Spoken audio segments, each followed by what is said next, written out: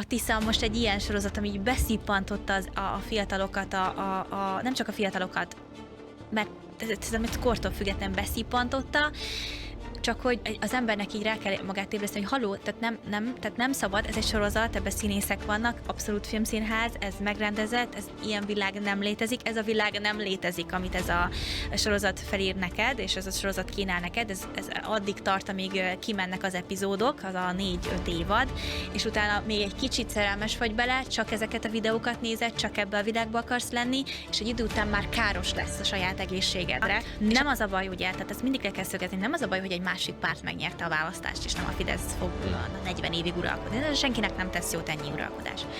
Az a baj, hogy egy toxikus sorozat, egy rossz értéket adó sorozat tudod beszippantani milliókat. Ugye, tehát, hogy ugye vannak jó sorozatok, és most nem az, hogy a minőség, hanem ami jó értéket ad, és vannak azok, amikbe azért menekülsz bele, mert már annyira bele akarsz valamiben menekülni, mert nincs más, és akkor itt van, tessék, ez a toxikus sorozat, és hogy az a baj, hogy ebbe nem is tehát, hogy belelökték szinte azt a társadalomnak azt a részét, akit elengedtünk kommunikációs szinten. Hogy ebből ki fog jönni nagyon-nagyon sok ember záros határidőn belül, és ott kell lenni felépítve neked egy új érték, egy jó értékes, nem toxikus, jó értékrendű másik sorozatként neked ott kell álljál, hogy ha-hó, én itt vagyok, kattints rám, nézzél meg, mert ezt most ettől jól fogod érezni magad. Jó napot kívánok, Bálint Botond vagyok, ez itt a Hír FM Szimpla című műsora, és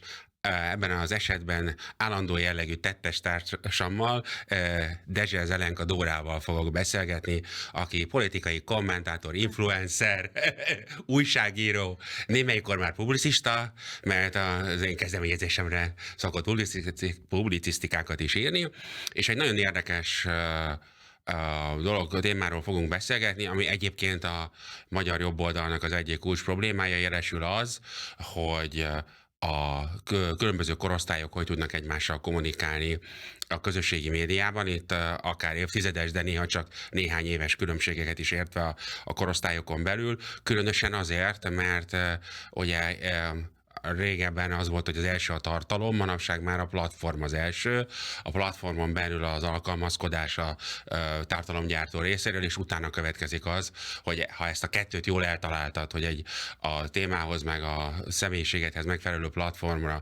gyártasz megfelelő bocsánat, ez is tartalom, de megfelelő külcsínű dolgot, akkor tudsz beletenni olyan tartalmat, aminek már értelme is van. És ez egy újságíró számára, vagy valódi olyan ember számára, aki mondani akar valamit a közösségnek, ez egy nagyon komoly kihívás, és szeretném, ha használnánk a te általad fölállított a Zelenka tételként elhíresült állítást, hogy a gondolkodók és a nem gondolkozók dimenziójában mérnénk föl a dolgokat.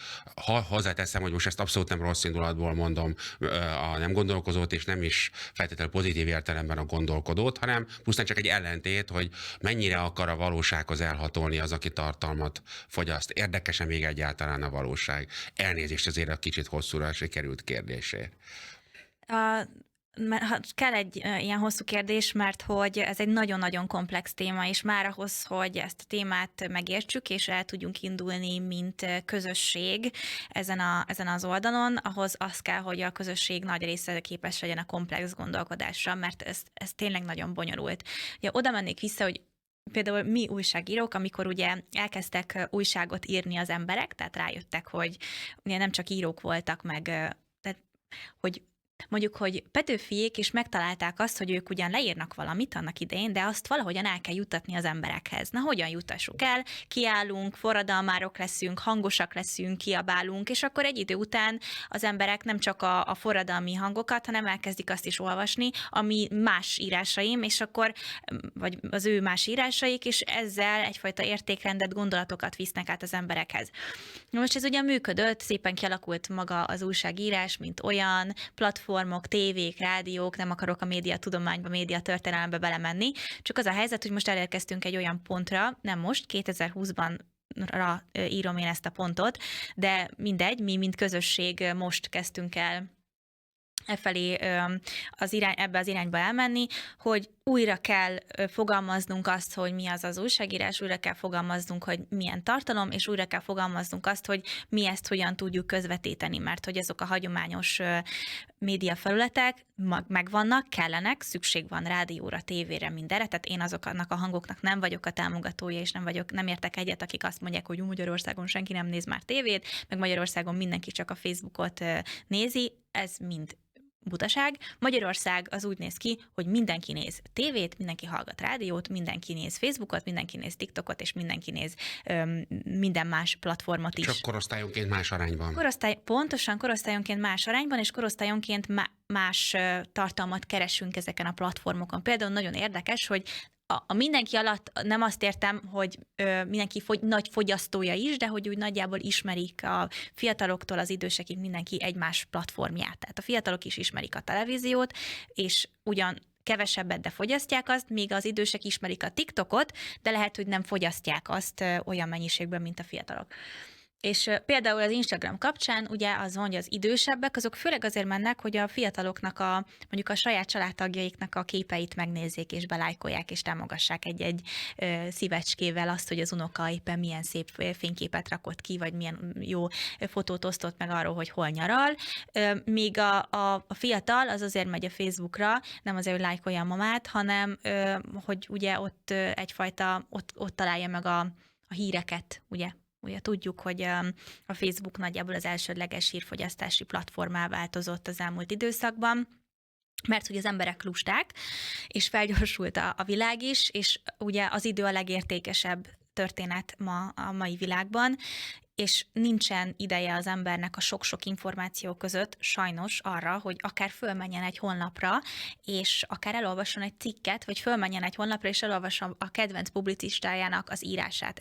Ez nem létezik. Akkor olvassa el, hogyha szembe jön vele különböző platformokon, vagy annak a publicistának a marketingje szembe jön vele a különböző platformokon, és akkor fogja nagy nehezen a modern ember elolvasni ezeket a publicisztikákat és a gondolatokkal találkozni, hogyha először megismerkedik úgy egy jó marketinggel, magával az íróval, elkezdi őt kedvelni valami miatt, mert hogy megismerkedik magával az emberrel, elkezd hozzá jó értelemben vonzódni, és utána fogja érdekelni azt, hogy ez az ember mit gondol. Mert hogy szerintem ez volt az, amit a jobboldali közösség, ha úgy mondjam, hogy kéne magunkat így megfogalmazni, tehát természetes konzervatívok.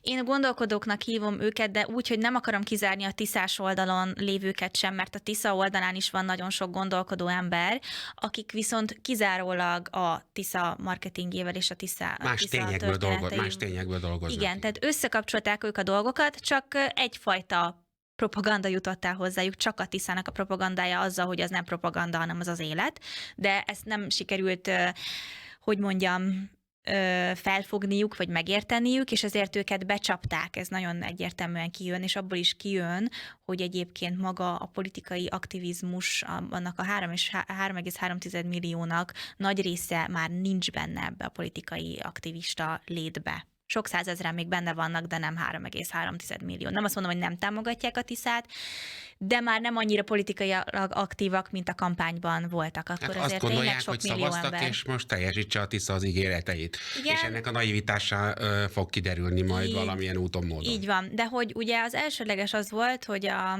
lehet, hogy kicsit csapongani fogok a témák között, mert ez egy nagyon komplex és nagyon nehezen érthető történet, de hogy a jobboldali gondolkodó, konzervatív, fideszes, nem tudom, mi hazánkos, nem tudom, milyen oldal, az azt nem tudta elérni, nagyjából olyan 2018, de inkább 2020 óta, hogy a tartalom mögött embereket vegyenek észre a fogyasztók. A Tisza azt tudta elérni, hogy a tartalom nélkül csak az embereket és az érzéseket árulta, és azt vették meg a fogyasztók, ugyanis ebben a világban, ahol egyre gépiesedik el az ember, és egyre próbálja meg a Matrix úgymond behálózni a világunkat, szerintem ez egy valós jelenség, az emberek nagyon-nagyon vágynak az érzésekre, érzelmekre a virtuális világban is.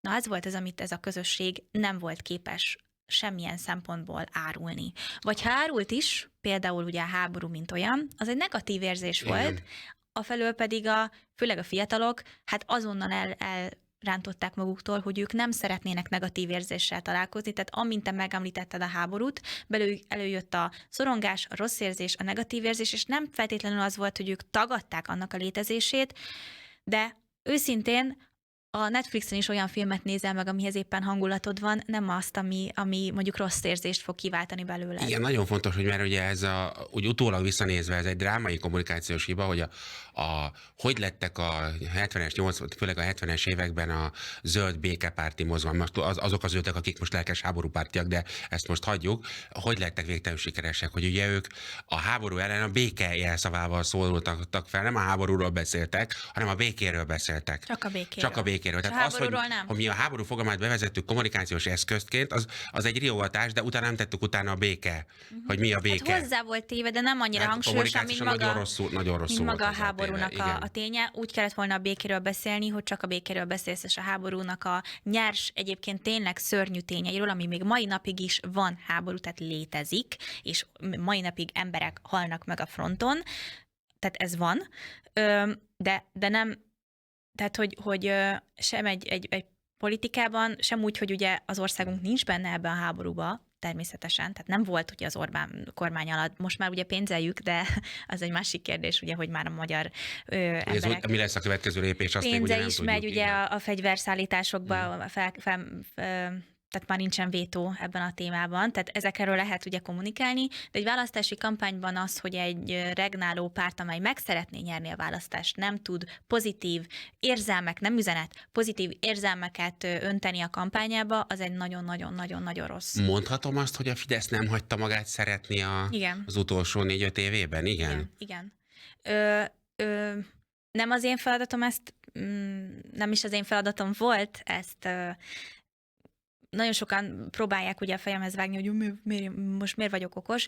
Hát azért azt hozzá kell tenni, hogy nekem ez a 4 év, 2022 és 2026 között ugye úgy telt, hogy 22 vagy 23-ban várandós lettem, és akkor 25-ben tértem úgymond vissza, hiszen azért megadtam magamnak azt a jó érzést, hogy én a gyermekemmel szeretnék foglalkozni, de én úgy jöttem vissza ebbe a politikai térbe, a közéletbe, hogy el voltam hűlve, hogy lehet ennyire hátulról indulni. Tehát a legutolsó utáni sorban volt egy regnáló párt, 16 éve regnáló pártnak a kommunikációja, az utolsó utáni sorban volt, és egyszerűen elképedve nézte az ember, hogy történhet ez meg. És aztán amikor közben azzal szembesülsz tartalomfogyasztóként, és mindenféle platformnak a aktív felhasználójaként, de még nem tartalomgyártójaként, csak fogyasztójaként, hogy ömlik az érzelemmel átitatott hazugság, félrevezetés és direkt ellenpropaganda a kormányzó párt ellen, és nem tudsz már ezzel mit kezdeni, tehát szinte minden influencer, minden videóban át volt itatva ezzel az O1G őrülettel az egész, akkor így gondolkozol, hogy ez hogyan történhet meg 16 évnyi regnálás után, hogy ez hogyan engedheti meg egy kormányzat, hogy ennyire félrevezessék és félretájékoztassák az embereket érzelmekkel, hát úgy, hogy ők ezt egyáltalán nem használták az érzelmet, mint olyat semmilyen szempontból. Pont valamikor még mondtam is, hogy lehet, hogy a 90-es években tök jól lehetett egyébként ebbe a Fidesz világba tartozni, mert hogy akkor azért azt nem vehetjük el, hogy Orbán Viktor az egész politikai pályafutását egy brutális érzelmi fröccsel kezdte ugye a beszédében. Tehát abba a legkevesebb volt a politikai tartalom, abba érzelem volt. Düh, harag, szabadságért kiáltó érzés, a félig felszabadult, tehát abban mindenféle érzelem meg volt. Igen, de a kor szellemének megfelelően ezt ő távolságtartóan csinálta. Tehát az a beszédben az volt pont a jó, hogy ez egy politikusnak a beszéde volt, ami azt üzente, hogy ismerjük az érzelmeket, ezek az mi érzelmeink is, de hát amikor politizálunk, akkor ezt egy bizonyos távolsággal kell tenni. És ez rajtunk ragadt egyébként, a Fideszen ebben az értelemben rajta ragadt, én visszanéztem a választási vereség után több kormányprogram vitáját, meg a új parlament felállását már a kétharmadok esetében is, és az volt az alap a tézis ennek a történetnek, hogy ezt a kormányzati felelősség tudatában, és már ugye nyilván, amit már kormányoztunk többször, ezért a kampányban is a kormányzati felelősség tudatában kell érzelmeket mutatni, és ezzel az érzelmi töltet, amiről te beszélsz, az egyszerűen nem fér össze. Plusz a régi fideszeseknek, akik ugye életkorúlag születésük óta gyakorlatilag fideszesek, azok számára pedig ugye az alapélmény van meg. Tehát az én Fidesz élményem az 1989-es, nem is a 90-es, a 89-es Fidesz élmény. Nyilván nagyon nehéz ezt úgy nézni, hogy most már mi vagyunk az ellenségek, és mi vagyunk az MSZNP adott esetben. A rettentő erős pozícióváltás. Ez nem a te hibád. Tudom, persze, csak ugye az az én hibám, hogy, és mindenki, aki így jár bizonyos értelemben, hogy nem voltunk önreflexívek, hogy nem fogtuk föl, hogy a lehetetlen megtörténik, hogy abba a pozícióba kerülünk, mint amiben tömeggyilkosok és sorozatrablók kerültek. Ugye, tehát olyan emberekkel vagyunk egy platformon nyomva, akik embert öltek, akik a nagyszüleimet megkínozták az AVH-n, az összes nagyszülőmet gyakorlatilag. Tehát, hogy ez egy nagyon érdekes kérdés, hogy tud a világ ennyire elfacsarodni, és remélem, hogy most ezt megtanultuk. Hát remélem én is, például az, hogyha azt nézzük meg, hogy Orbán Viktor, hogy nem csak ez lett volna a feladata, de a körülötte lévő embereknek igen, hogy szinte nulla érzelmet láttál az emberen, tehát egyfajta már robotként működött ő is, Szijjártó Péter is, Gulyás Gergely is, egyébként ő még nagyjából a mai napig, de én örömmel látom, hogy már azért az érzelmek kijönnek az új fideszes képviselőkből, vagy az új régi, tehát a mostani ellenzéki képviselők. Hát, hogy mondjam, tartalmat is adnak, de azért nagyban most már érzelmet is hárulnak, és ez nem megrendezett, hanem azért, mert kénytelenek érzelemmel reagálni azokra a dolgokra, amik ugye a kormányzó párt részéről elhangzanak feléjük, de hogy alapvetően nem tudtál érzelmileg kapcsolódni már sem Orbán Viktorhoz, most értsétek jól, tehát statisztikailag nyilván. Tehát mint választópolgár, nem, hanem egyfajta, ő elvégzi a robot munkát, kiáll, nem izgul, nem törölgeti a homlokát, mint Magyar Péter, nem, hanem ő tudod, hogy oda majd megcsinálja, elmondja, ő ebbe profi, Szijjártó Péter is kezet fog, nem tudod, hogy milyen érzései lehetnek egyébként, és ez baromira hiányzott ebből az egész történetből, teljesen kivéve most itt a kormányzati munkát, a dolgokat, mert egy idő után úgyis, ahogy már a kormány propagandává lett, ugye független objektív sajtó, a globalista sajtó bevallja, hogy egyébként 2018-ig hasított a gazdaság, amikor még ők 2018-ban arról írtak, hogy mennyire szar még mindig Magyarországon élni. Úgy egy idő után be fogják vallani azt is, hogy egyébként 2026-ig tényleg nagyon jó volt Magyarországon élni, aztán ki tudja, hogy mi lesz még, azt még ugye nem tudjuk, de hogy be fogják vallani, tehát, hogy mit akartam ezzel mondani? Tehát, hogy úgy hiányzott ebből az egészből a szív, meg a lélek. Egyszer felsín lett így a kampány, de az már nagyon-nagyon nem az emberekből hiányzott, hanem a kommunikáció volt. Tehát egy olyan kommunikációs helyzet alakult ki, amikor nem tűnt úgy, hogy valódi emberek kommunikálni. Tehát nyilván ez minden... És egy nem valódi embert jobban tudsz ütni. Igen. Tehát egy nem valódi emberről olyan grafikákat csinálsz, olyan hazugságokat állítasz, amit akarsz, mert eltűnt a kormányzati emberek mögül az ember. Egyfajta kormányzati robotként tekintettünk mindenkire, és ezért hogy mondjam, amikor készült róla egy tényleg undorító, gusztustalan, trágár grafika, vagy tényleg olyan hazugság, amit így ülsz, hogy hagyjál már, miről beszélsz, akkor az emberekben nem váltott ki érzelmet, hogy de hát mégiscsak egy emberről beszélünk. Hát hogy lehet ennyire gusztustalanul bánni egy másik embertársaddal? Mert nem tekintett a társadalom nagy része embertársaként ezekre a politikusokra, és ez az ő hibájuk is, azért, mert közben érinthetetlenné, megközelíthetetlenné váltak. Lehet, hogy nem lettek volna azok feltétlenül, de mégis te is, én is, mindenki úgy tekintettünk rájuk, hogy hát én sose találkoztam például Orbán Viktorral, nem lehetett oda menni hozzá, vagy nagyon ritkán, vagy tehát, hogy nem volt semennyire emberközeli már, főleg az utolsó 4 évben, de inkább mondom így 2018-tól nem volt emberközeli, és így viszont a társadalom se tudta emberként kezelni ezeket az embereket. Na ehhez kell most visszatérni ennek az oldalnak, és egyébként nem szabad húzni az időt, mert én biztos vagyok benne, hogy ez, ami most van, ez nem fog sokáig együtt maradni így. Nem azt mondom, hogy nem fog a Tisza 4 évig kormányozni, de hogy Magyar Péter a Tisza élén nem fog kormányozni 4 évig, azt szerintem szinte biztos.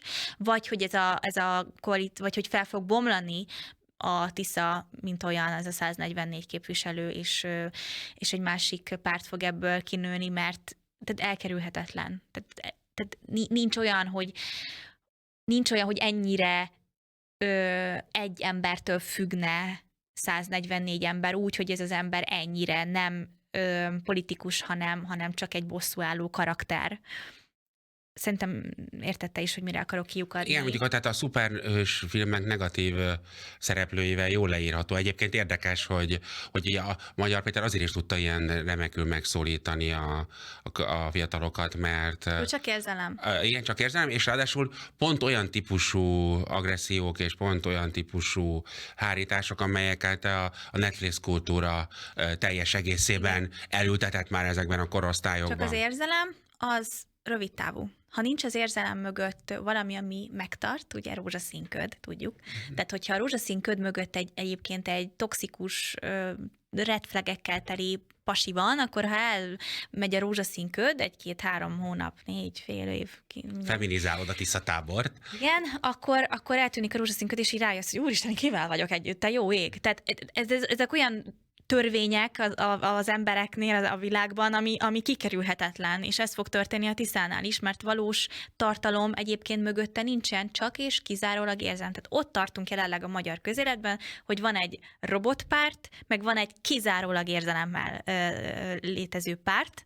Az egyikben csak tartalom van, a másikban meg csak érzelem. Na és ebből kell valahogy a magyar közéletet úgy meggyógyítani, hogy van valami, ami mögött érzelem is van, és tartalom is van. Ez hiányzik, ilyen nincsen. Nem tudom, hogy más országokban hogy van, szerintem hasonlóképpen, de itthon nagyon durván az van, hogy megint a két véglet találkozik egymással.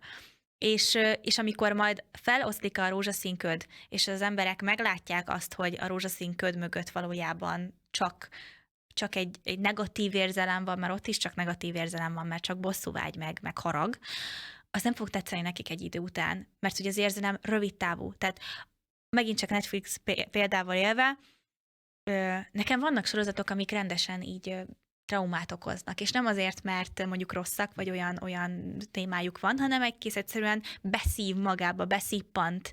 Pont most fog kijönni egy ilyen sorozatnak az új évad, úgyhogy már előle félek tőle, hogy úgy hívják, hogy Outer Banks a Netflixen. Valamiért engem ez így pont a szülés utáni depressziónak a kellős közepén kellett belevágnom magam egy olyan sorozatba, ami ilyen szabadon élő, de egyébként nagyon jó közösségben lévő, a családot értékelő, tök konzervatív sorozat egyébként, de nem az a célja, csak hogy mégis az hagyományos értékekre épít, szerelem, kaland, minden, na mindegy. És hogy be tud szippantani, a Tisza most egy ilyen sorozat, ami beszippantotta a fiatalokat, nem csak a fiatalokat, mert ez kortól függetlenül beszippantotta, csak hogy az embernek így rá kell magát ébreszteni, hogy haló, tehát nem szabad, ez egy sorozat, ebben színészek vannak, abszolút filmszínház, ez megrendezett, ilyen világ nem létezik, ez a világ nem létezik, amit ez a sorozat felír neked, és ez a sorozat kínál neked, ez addig tart, amíg kimennek az epizódok, az a 4-5 évad, és utána még egy kicsit szerelmes vagy bele, csak ezeket a videókat nézed, csak ebbe a világba akarsz lenni, és egy idő után már káros lesz a saját egészségedre, és azt mondod, hogy jó, akkor most váltok egy másik sorozatra, hogy abba azt szippantson be, mert már túl ráfügtem, túl toxikus nekem ez a világ. Igen, na, ez a Tisza-párt. Igen, ez azért nagyon izgalmas, mert ezt minden 45-50 fölötti hallgatónknak ajánlom ezt megérteni, hogy ugye ez a mi számunkra abban az értelemben felfoghatatlan, hogy először is ugye aki televízión nőtt föl visszakanyarodva az elejéhez, az ugye hetente egy epizódot kapott, és ugye... De ott is volt igen, ott is volt ez, de az is ugye nagyon más módon, és ugye én végigéltem azt, hogy ugye akkor jöttek a napi sorozatok, ugye az az volt a nagy áttörés, hogy 348 rész valamilyen izóra-szerű, mert ugye mindnyájunknak ez maradt meg.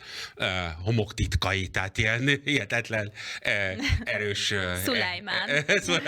Neked már a Szulajmán, ahol én már kockát se láttam, de hallottam róla. Nem sok igazságtartalma volt, de érzem, ez nagyon... Iszonyat mennyiség. Na most ugye gyakorlatilag ez egy nagyon fontos dolog, hogy ezt megértsük, amit te leírtál, az egy egészséges személyiségnek is része a 35 év alattiaknál. Persze. Tehát ez nem egy rossz dolog. Nem egy rossz dolog, csak az, hogy az ilyen típusú azonosulás ezzel az átéréssel, ez minél feljebb megyünk, annál kevésbé van meg. A másik, ami nagyon fontos, amire rá kell csatlakozni, hogy abból, hogy ki szeretnek a Tiszából, semmiféle választói viselkedés nem következik. Tehát amit mondasz, hogy nekünk a jobb oldalnak, és itt most nem is a Fideszről beszélek, hanem a unblock a jobb oldalnak. Gondolkodó oldalnak. Bárki, aki ennek tartja magát. Igen, tehát bárkinek, aki rádöbben arra, hogy mi történik itt, annak kell kínálni egy olyan választ, ami a józan gondolkodást és az érzelmeket, az érzelmi... sorozat.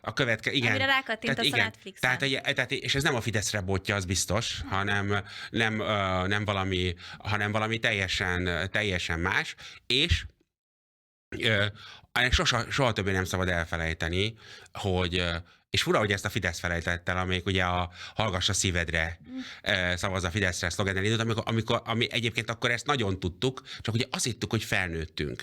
De mi fölnőttünk, de a társadalom, a fiatalok még ugye objektívan azért nem nőttek föl, mert fiatalok, és a társadalom pedig belecsúszott ebbe, bele kalibrálták ebbe, és azért tegyük hozzá mindenkinek a védelmére, hogy olyan típusú kommunikációs nyomás, ami a mai embert éri, az példátlan az emberi történelemben, tehát az ingergazdagság és az ingerek tervezettsége, mert ugye itt nem arról van szó, hogy elmegyünk egy karneválba, és akkor mindig jön véletlenül szembe valaki, hogy milyen jelmez van, meg ki van mögötte. Itt nem az van, itt az van, hogy tervezetten kap minden ember 6-8 óra olyan tartalmat, ami direkt az ő életkorára, nemi orientációjára, hangulatára, biológiai ciklusára szab az algoritmus, mert pontosan tud róla mindent, és azt akarja, hogy kötődjön a telefonjához, a telefonja típusához, kötődik is a telefonja típusához, a streaming szolgáltatójához.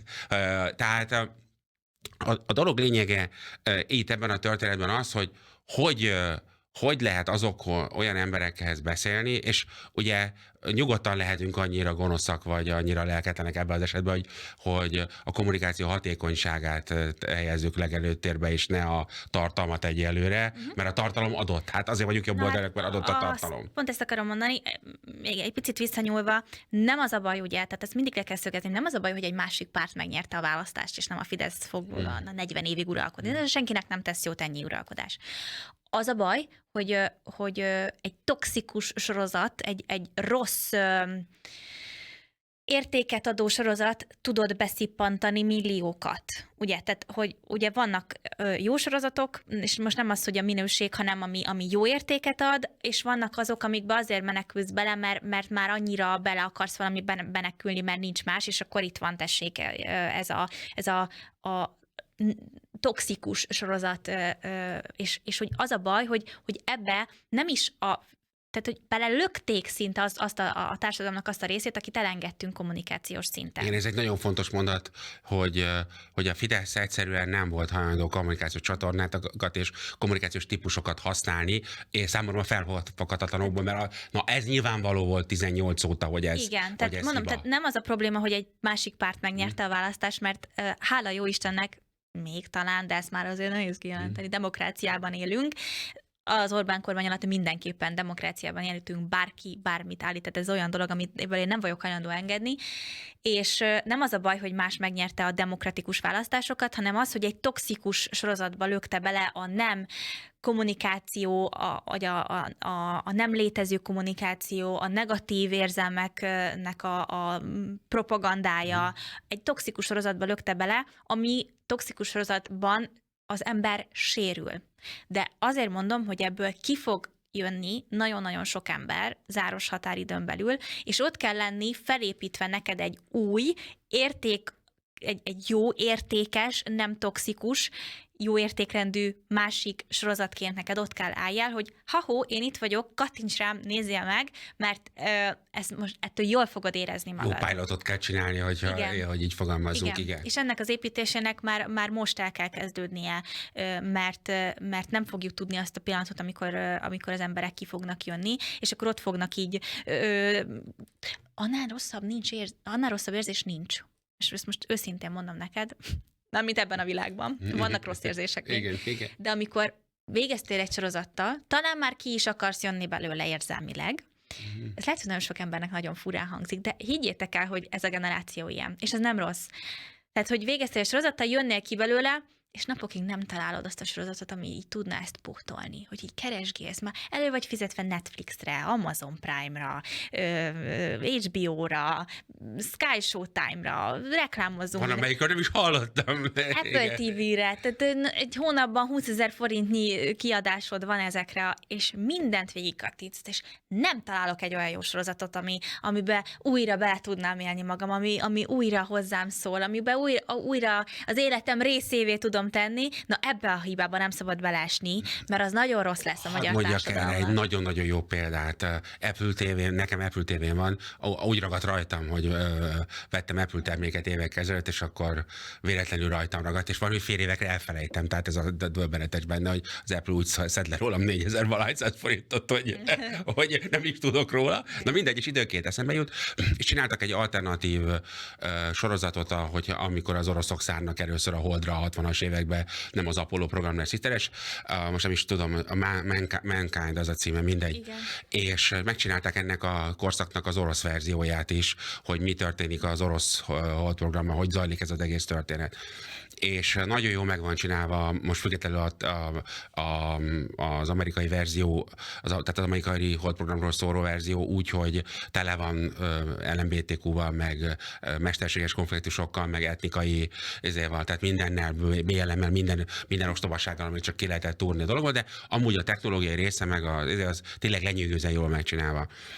De amikor már nagyon elkezdtek átmenni ebben a magánéleti szálakba, akkor én engem elvesztettek, tehát nem néztem egy bizonyos idő után. És megcsinálták az orosz országban, tehát a Szovjetunióban játszódó részt is, és abból másfél részt bírtam ki, ugyanis tökéletesen visszaadja a Szovjetuniónak azt a 60-as évekbeli szörnyű viszonyait, amiről nekem így generikus emlékezetem van családilag, hogy ami nálunk a 60-as évek elejével véget ért, a Szovjetunióban az bőven Hruscsov után valamikor tényleg még a 80-as években is, még a Csernobil idején is tartott tulajdonképpen azt a végtelen, iszonyatos depressziót, és gyakorlatilag még ennek ellenére kis hiány beszippantott, tehát fizikailag meg kellett küzdenem azzal, hogy ne nézzem. Elkezdte hozzá. Igen, mert iszonyatosan jól megcsinálva, jók a karakterek, jók a szereplők. Hozzád szól.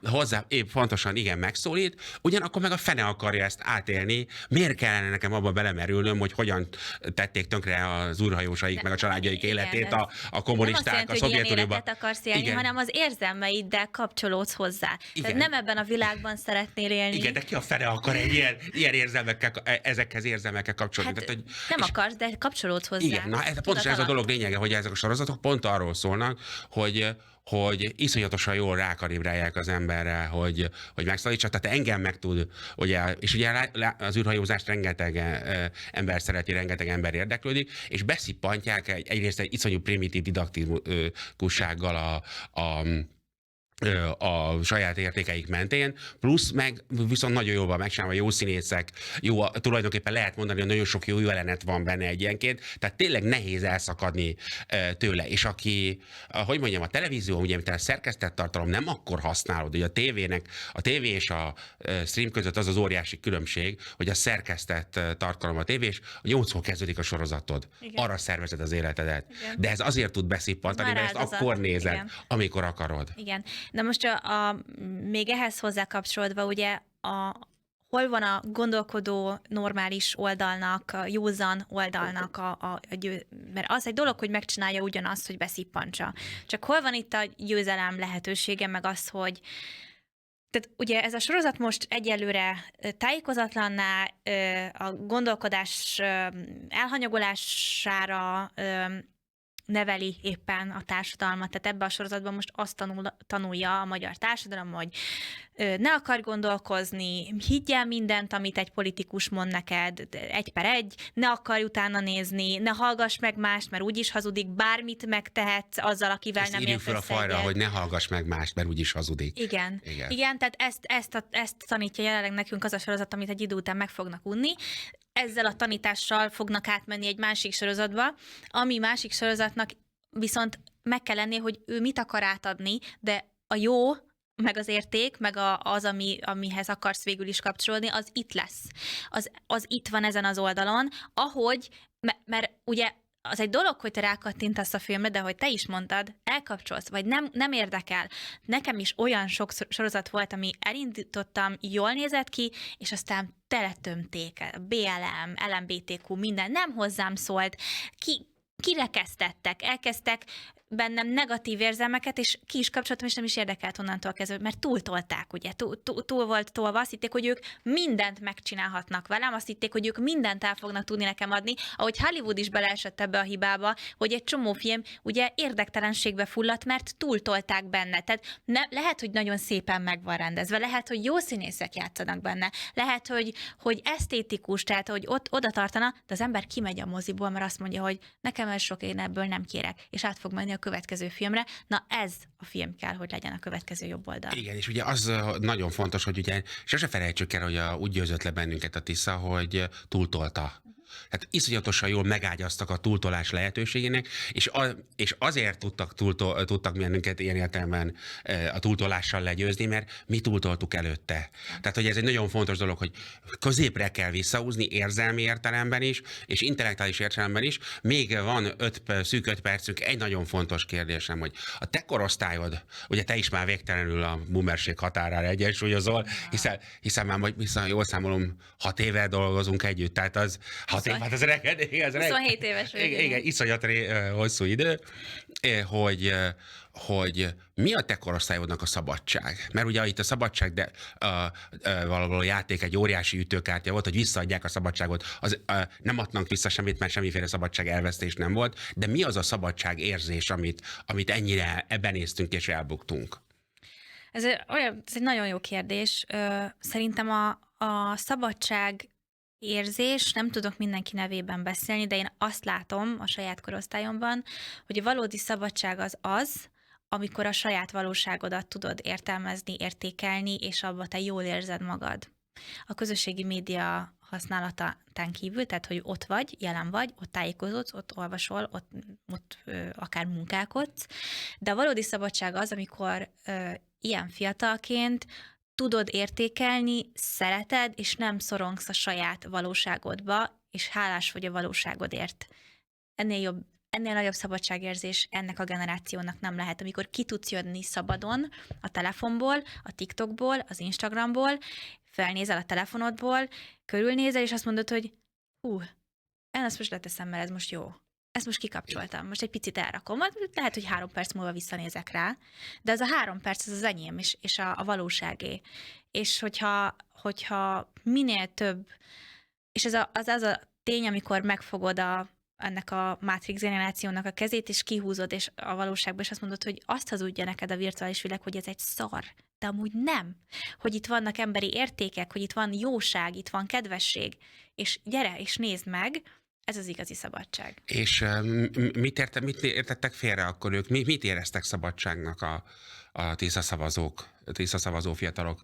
1,5 percünk van erre.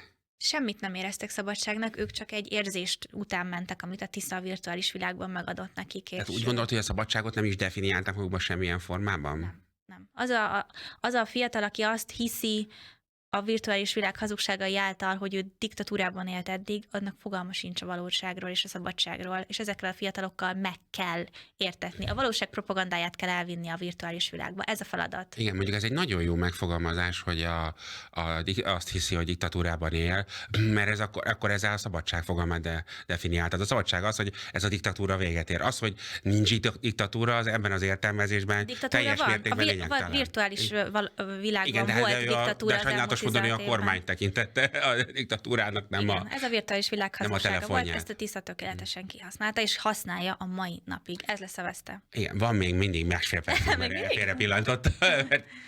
félrepillantottam az időt, hogy látod, hogy hogyan tudnák az ilyen boomerek, mint én, lefele beszélni korosztályi szempontból? Tehát hogy haladható meg ez a szakadék? Mert ugye azért van az élettapasztalat megvásárolhatatlan, viszont tovább kell adni, mert különben nincs értelme. Hajlandónak kell lenni, megérteni ezeket az embereket. Tilos, azt soha többet nem akarom meghaladni azt, hogy a fiatalok úgyis liberálisok fiatalon, aztán majd konzervatívok lesz. Nem! Ilyet nem létezik, ez nincs. Ezt jegyezzük meg, igen. Nem.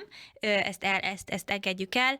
Akarnod kell megérteni, használnod kell, be kell, hogy kopogtass az ő ajtajokon, és azt kell mondani, hogy haló, én kíváncsi vagyok rád meg a világodra, én megnézem azt a haul videót, én megnézem azt a készülődős videót, mert érdekel, és szeretném tudni, hogy milyen a te világod, és akkor tudsz hozzá közelíteni, és ezt pedig nagyon jó közösségi média marketinggel tudod megtenni. Nagyon szépen köszönöm. Ez volt a Szimpla, Dezse Zelenka Dóra volt a vendégem. Köszönöm, hogy meghallgattak minket. Kommenteljenek a YouTube videónk alá, kövessék be a hivatalos oldalainkat az összes létező platformon, de vigyázzanak a lelki egészségükre. 1-1,5 oldalnál több közösségi média az egészségre ártalmas. Köszönöm, viszont hallásra.